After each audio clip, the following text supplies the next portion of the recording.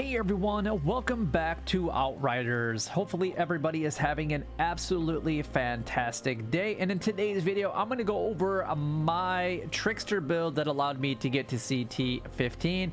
Obviously I've been there for a while now, but there's still things that I want to be able to improve on my specific character in order to actually really just fully get golds non-stop on CT15.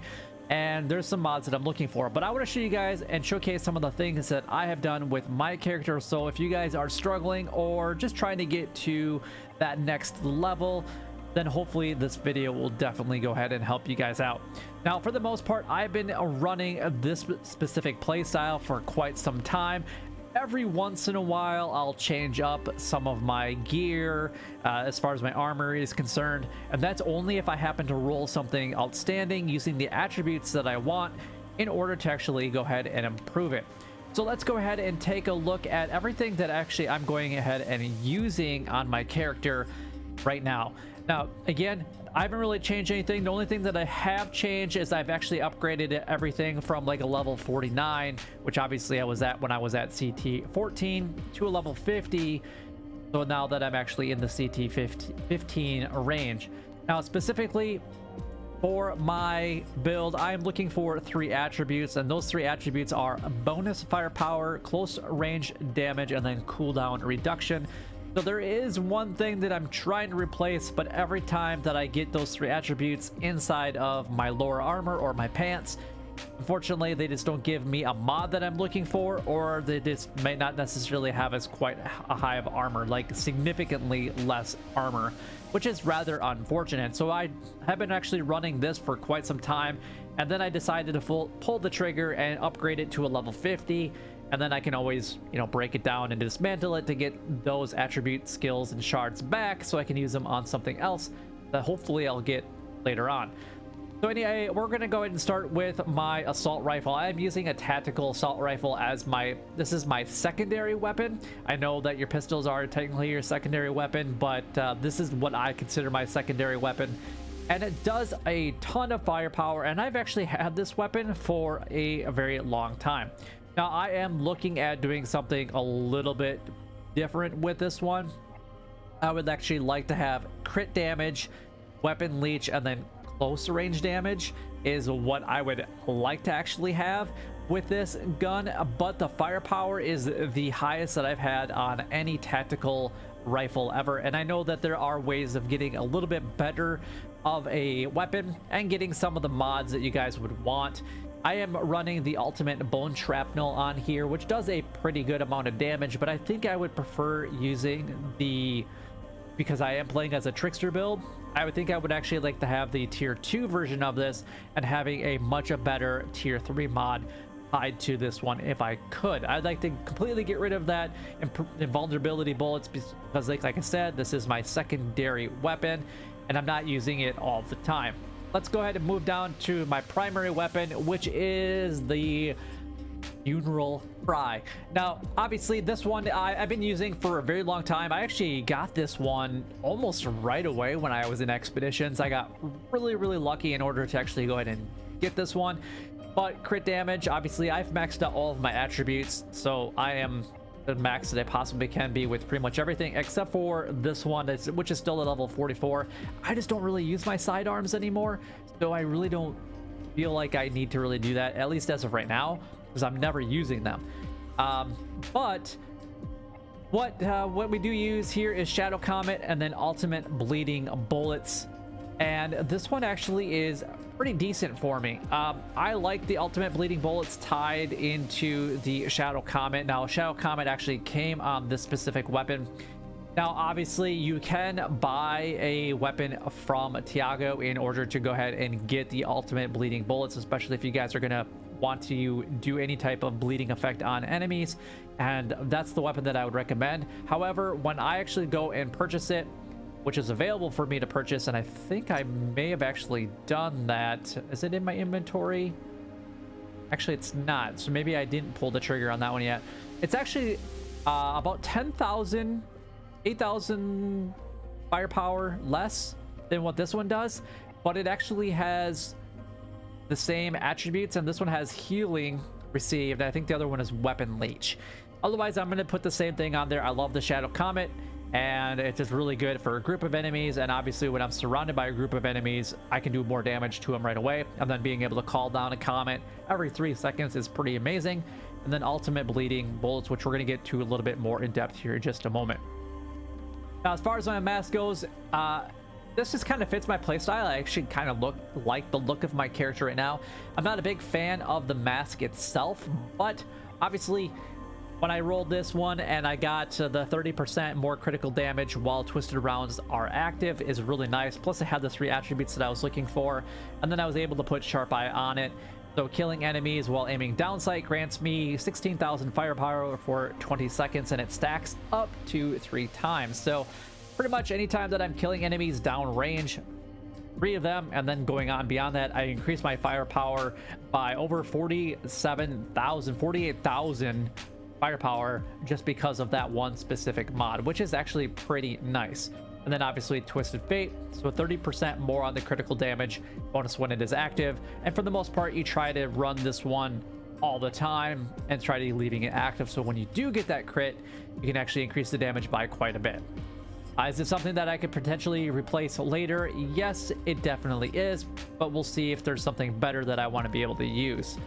The next one, obviously for the upper armor, again, using the same 3 attributes that I'm looking for. And then I'm using a Vampiric Meg, so killing shots on enemies affected with bleed, hence why I'm using the shotgun that I actually am, causing bleed, replenishes 50% of my ammo in my current magazine. So every time that I kill somebody that has bleed, so I'm basically, I hip fire, and then I aim at them, because then I can actually kind of do a little bit more of a spread, and then have a little bit more of a focus and kill somebody specifically that has that bleeding effect on it, and then I can actually get that ammo replenished as best as I possibly can.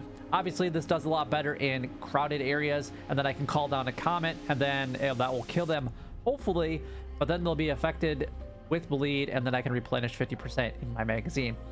Stand Tall is definitely one that I would like to replace at some point in time, but this one, for the most part, I'm always out of cover. I'm never in cover, so I'm just getting an additional almost 13,000 firepower and 9,000 anomaly power just for basically my playstyle and never being in cover. So it's kind of nice.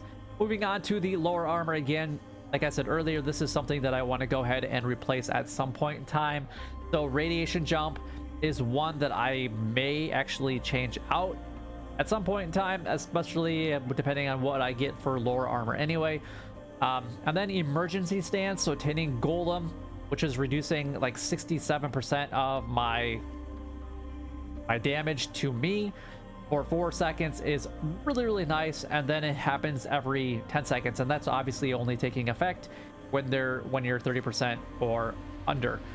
And moving on to the gloves, we have obviously nothing spectacular. The Hunter Master Bracers, so mitigation from death, so killing enemies while aiming down sights, which you should for the most part be killing them.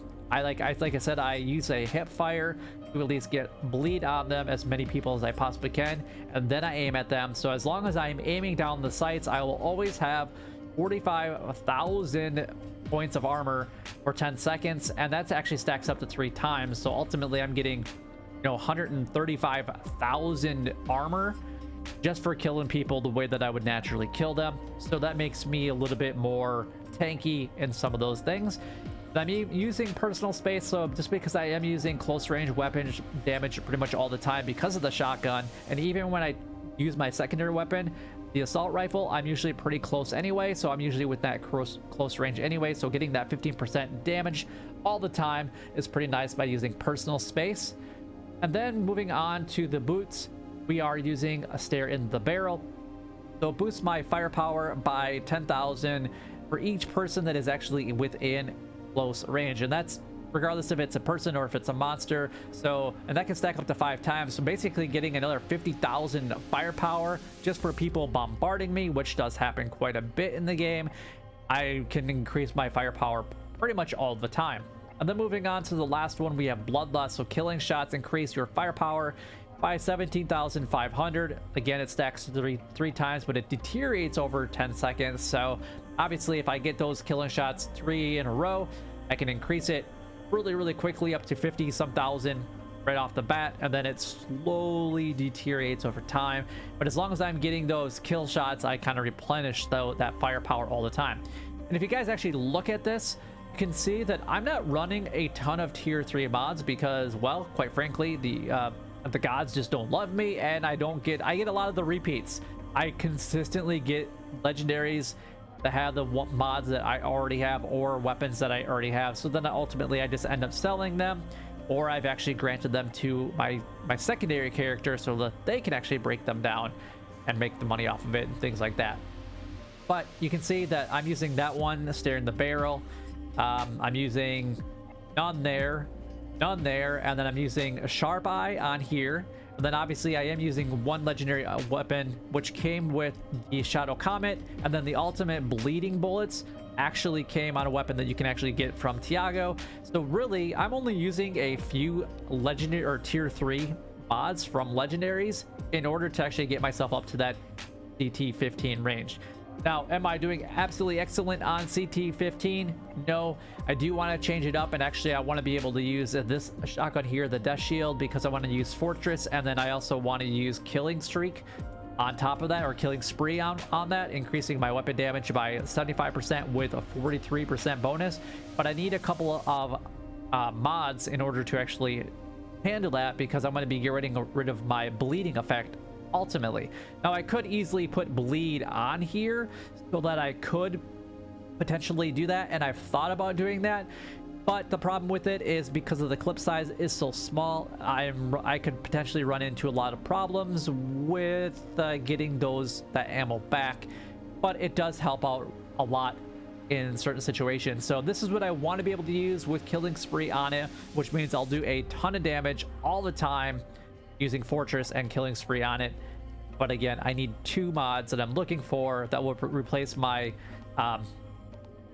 Vampiric Meg, so right there, and it'll probably eventually replace my Stand Tall. So some of my armor will change once I get those 2 mods, but that's ultimately what will happen. And when that happens, I'll probably make another video showcasing everything that I've changed it to and the Trickster character that I currently am using. But hopefully this video does help you guys out. So if you guys are stuck, you can clearly see that I'm not using a ton of tier 3 mods, and you guys can easily get up to that CT15 as well.